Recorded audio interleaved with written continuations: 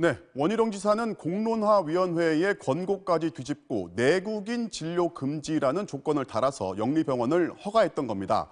그런데 MBC가 입수한 당시 제주도의 내부 문건을 보면요. 내국인 진료 금지 조건이 국내법과 충돌할 수 있다는 걸 원 지사도 충분히 파악하고 있던 것으로 드러났습니다.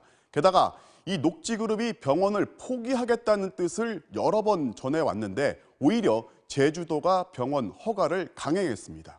이어서 남재현 기자입니다.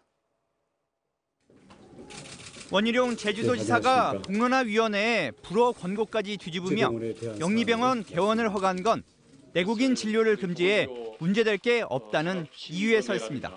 내국인 진료를 금지함으로써 국내 의료 체계에 미칠 수 있는 어떠한 영향도 완전히 차단했기 때문에 내국인 진료 금지는 진료 거부가 불가능한 국내 의료법에 위배된다는 지적이 나왔지만 법률 검토를 마쳤다고 했습니다. 사실일까? 제주도가 영리병원 허가를 내주기 전 법률 자문을 받은 의견서들을 입수해 살펴봤습니다. 진료 대상을 외국인 의료 관광객으로 제한하는 내용의 조건을 붙이는 건 의료법을 정면으로 위반한다.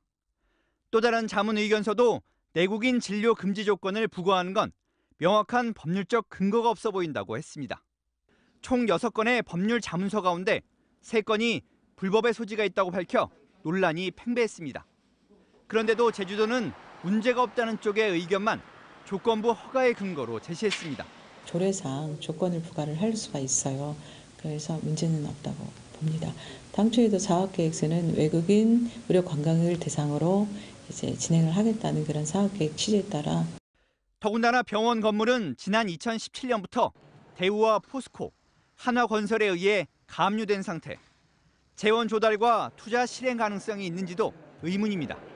그래도 제주도는 문제가 없다는 입장입니다. 도에서가 답변할 사항은 아니라고 보여져요. 근데 병원 문제는 저희가 지장은 없다고 봐요.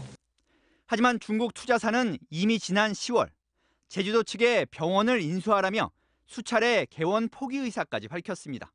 어쩌 그건 당연한 거 아니에요. 녹취해서 그 부동산이 다 알고 있는 사실이고 우리가 한다고 한 것도 아니고 우리를 또 밀려서 했잖아요. 하고 싶어 했나요? 하라고 해서 한 거지. 제주에서 그러면 하라고. 그렇죠. 영리병원 허가를 둘러싼 모든 것들이 안개에 쌓여 의혹과 논란만 커지고 있는 상황입니다.